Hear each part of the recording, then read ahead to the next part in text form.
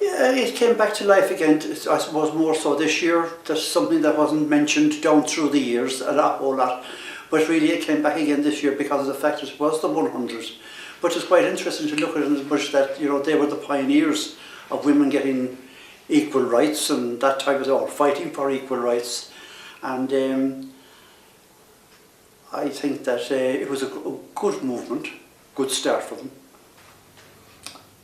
For me, it means an awful lot.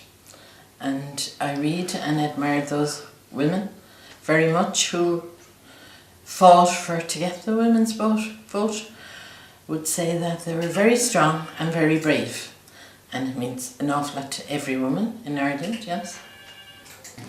It's a great honour to celebrate this 100 years, because if we hadn't had the suffragette movement, if the women hadn't done what they did, where would we be today in 2018? We'd have no vote, we'd be downtrodden, we'd be nobody. We'd have no way to express ourselves or anything. So we have the vote now. At least we can vote for what we want and be vigilant and keep looking out for women.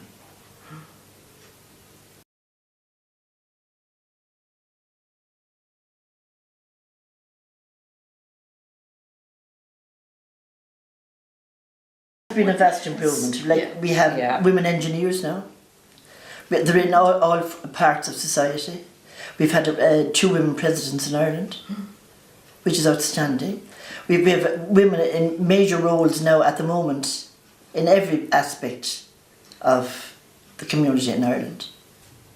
Yeah, I think that that women have gone a long way since then, and I think that they have achieved a lot in their own lifetime, and that they're not afraid to demonstrate, or, you know, in demonstrations, or they're not afraid to put themselves forward to try to achieve what they want to achieve. And they're always, how would I put it, they're always in a position to fight for themselves if they have to. Yes, I suppose they have advanced an awful lot in my lifetime, I suppose. We've had women in positions of power. We have had 2 presidents inside the last 20 years. It took 75 years nearly to get that far. We have women in ministers in government. We have in the judiciary. In sport, has improved an awful lot. You know, I never had women playing football in my days. Boxing, which I don't approve of, to be quite honest about it, with ladies boxing, but I mean, they're there, and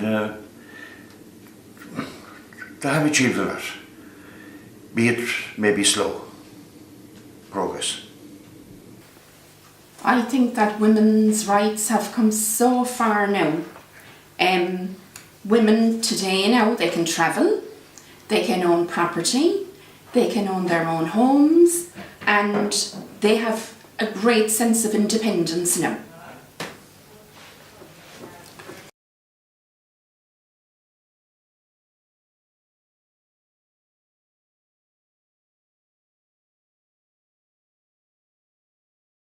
But my grandmother, as far as I'm concerned, did all the rearing, and I still see how she managed things, you know, long ago, long before there were mod cons or anything like that, you know. The way she had to do the washing, for instance, you know. And I remember the washing board, like with her. That's gone back a long time. But yeah, they did an awful lot of work while they were able. The older generation, hard work. And you know, when she'd have all the washing done, she would go out and do the garden. And when I'd say garden now, she would have cabbage and potatoes and that planted for the house, you know, and she'd look after those. She was a very busy woman, my grandmother, I must say. My mother had a very tough life, if you like. There were 6 of us in the family, and my father wasn't well. So single-handedly she brought us all up, and she took in sewing, she did everything to give us a proper education, which she did. We have teachers and accountants and in the family. So when she was about, I think she was 39 then, my father had a very bad breakdown, and he was very unwell for years, and she found that she was pregnant, and she had twins, and then they retired him from the job that he'd been in. They retired him, so it was a very tough time for her. So I went out to work then, and then I was contributing towards the family income. But she gave the rest of the family, she made sure, she went over to the Christian Brothers and asked them, like, would they take on my two brothers?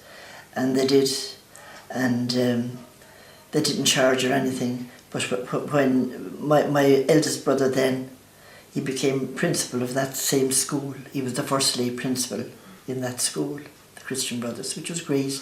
So she always felt that he repaid her debt in full, you know. Yeah. My mum, I think she had a very hard life. When I think of my grandmother, her mother, she was a very stern mother, very domineering in the family. Now, I didn't see it because I was kind of young, but I picked up on it, and I said, like, this is why she left home early, and she was lived in Clare. She came to Cork, she got pregnant, put the baby up for adoption, and never told anybody, and she lived until 98. And I found that brother about 6-8 years ago. But it's amazing the secret she kept all the years, and nobody, I've gone through family, asked them all, none of them knew it. So it's amazing the things they can block back and never show it. Like, she was so strong. She did everything for me on the holidays. We had holidays, she put me into Irish dancing, she brought me everywhere, but never had any word about this brother. I think So she is my strong person. Well, the most important in my life would have been my mother. I got great inspiration from her, as there were 6 of us in family. I saw her the way she provided for us. I saw her making dressmaking, out of old coats with a pattern on the ground, and she cut them with the scissors and got a sewing machine and sewed them together. Learned us all how to cook, because there was so many of us there. We just had to prepare the vegetables and put them on, and there was no messing about it, which was a great learning curve for life. The other person would be my wife, who inspired me in everything I'd done and really encouraged me in everything that's even up to this present day. Two other ladies would be Rita Neary and Mary Robinson. I recall when I was quite young, she had problems with her husband, and she took a case to the government, to the courts, and she was getting nowhere, and Mary Robinson took that to the European Courts of Right, and from that she got her bearing orders or whatever she got, and from that day on women's domestic abuse and all this sort of affairs have really been looked after from that day on, and these are 2 other women that I quite admire, as I was young at the time, and all this domestic abuse didn't mean a whole lot to me, but it has stuck in my head ever since.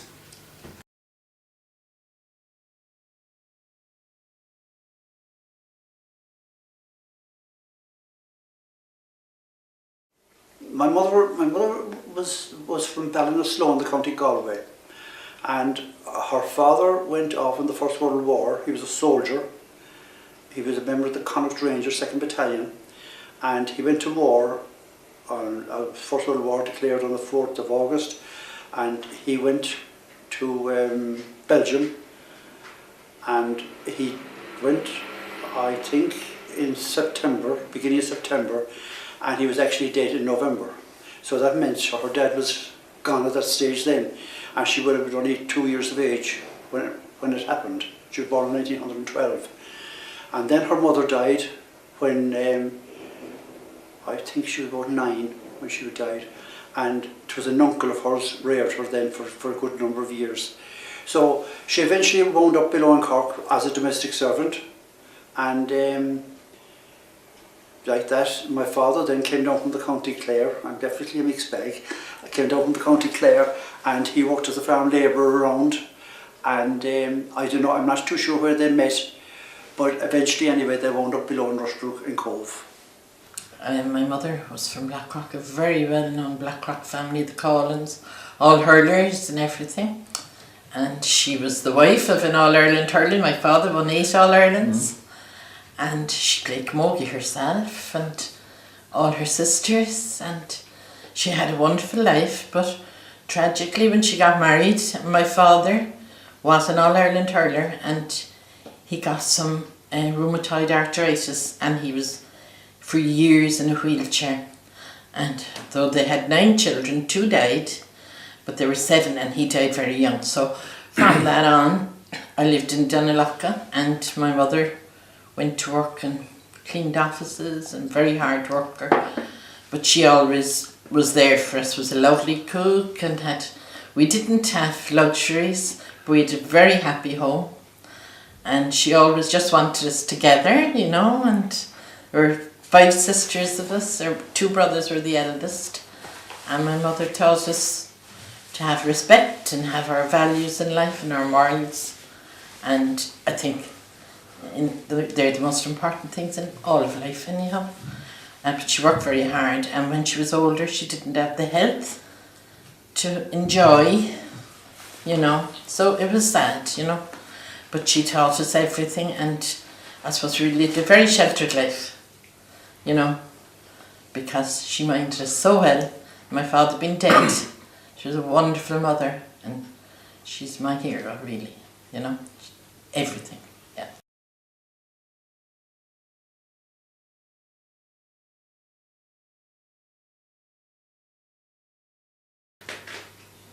How she made me the person I am. Well, she was always make me confident, you know. I mean, she was always saying I was very good at everything, you know, even though I wasn't. I hated school. And, you know, my father was very strict on us at school because he had more brains than she had, I'd say. And I'd say I was taken after. And my father couldn't make me out. That once he'd tell me things, I just could not. At one stage, he made me go out the door and walk up to the top of the road to try and get air into my head, because he was after telling me it, but it would run out of my head again, you know. It just never, I was really never good at school that much. So, and then again, but I never, then they sent me to St. Helens, which is a paying school, and they hadn't the money for it.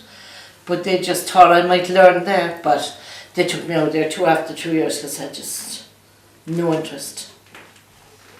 No.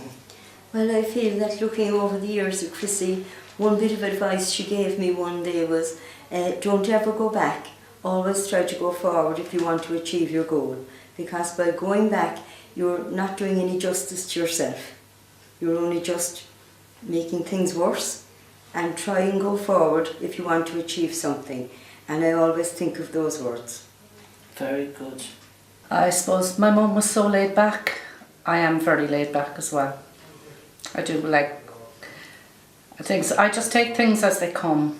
If it happens, it happens. If it doesn't, it doesn't. Like if grandchildren come down and they want to mess the house, there's always when they're gone to tidy it back again.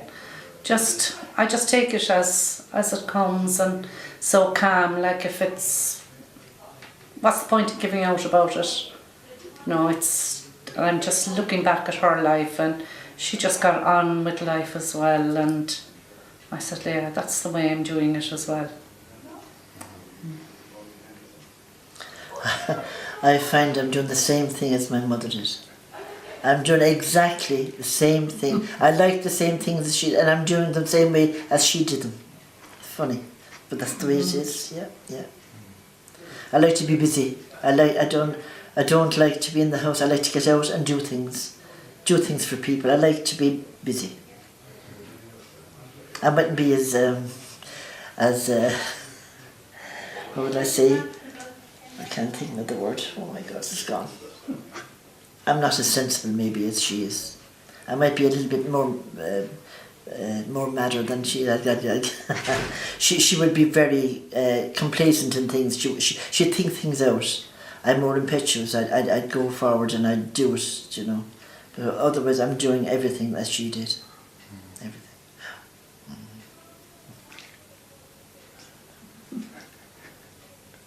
Well, I suppose when I look back, I can see how difficult it was long ago for them, you know. So I can.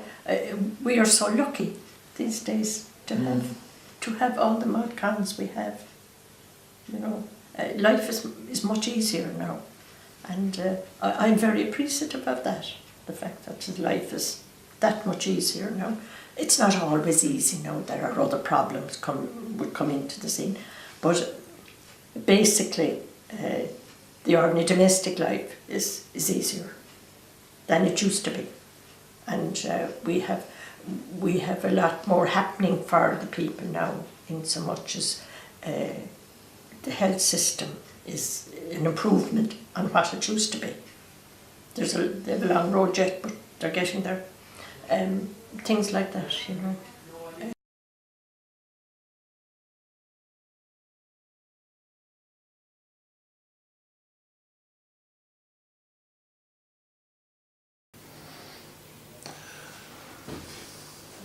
Well, at the moment it's going well for the women. They have come on a long way in the last 20-25 years, you know, and even since the suffragettes, they have come on a long way and got the vote and got everything there.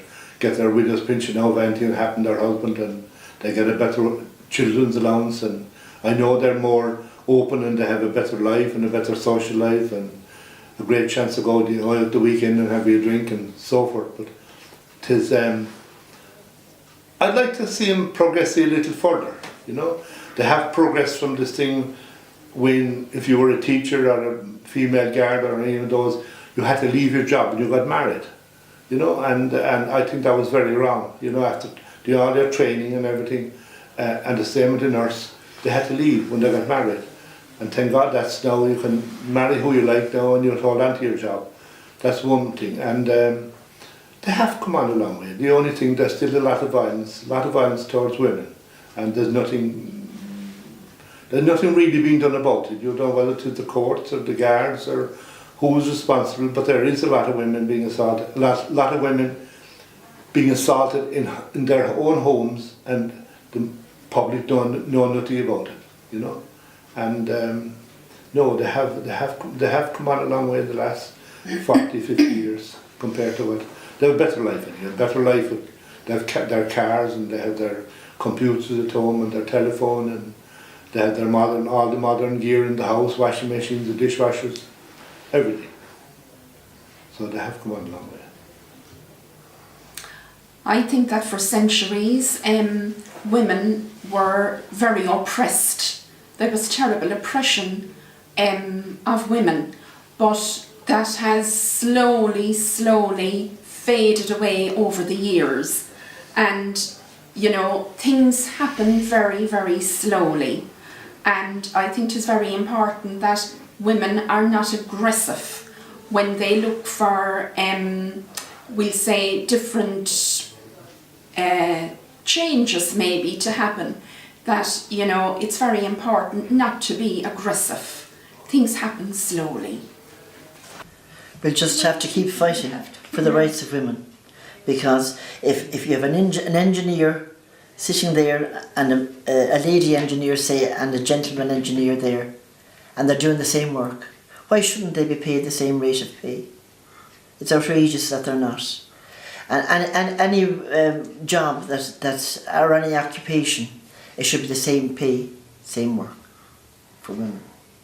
And I hope that future governments will take on more women candidates, because it's not equal in the Dáil now at the moment. You know yourself, it's very bad. So it should be an equal 50-50. It should. Yeah, I agree. I think a lot more women should be allowed into politics and everything like that, and agree that they can get up there to the top as well as the men. Yeah, I would be the same. I'd be thinking the same, that, well, of course, it is up to the women to push themselves as well to get into politics. I know now that when they do, sometimes the men they'll try and push them out of it if they can. But it's up to the women to push themselves forward, to be more go-getting, like where politics is concerned, because it's a tough business to be in, and tougher for women. They don't make it easy for them in the political situation, but it's up to them, and hopefully for the women going forward that they'll be able to see the pitfalls of where other women fell down by the wayside, as it were, and that they'll be able to fight their corner far better.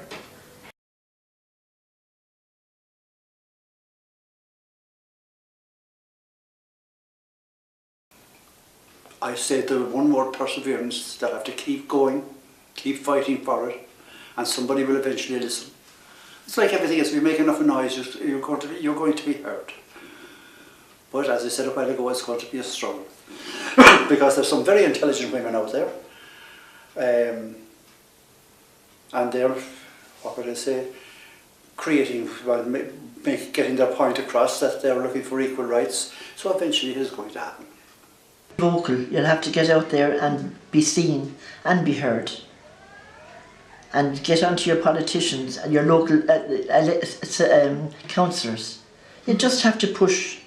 Women will have to push all the way if they want to get on. Yeah, society will have to change. I think that we will get there if all the women's organisations pull together and have a stronger voice. And of course, they can't do that unless that they'll reinforce themselves. And the most governing body for women's rights is the UN. And if the UN fail, then it's not going to be achieved. But I do feel that in this era that there is a stronger voice and that women are more confident in going forward, and that's my theory. I'm thinking that how this will be achieved, and I hope that they will achieve it.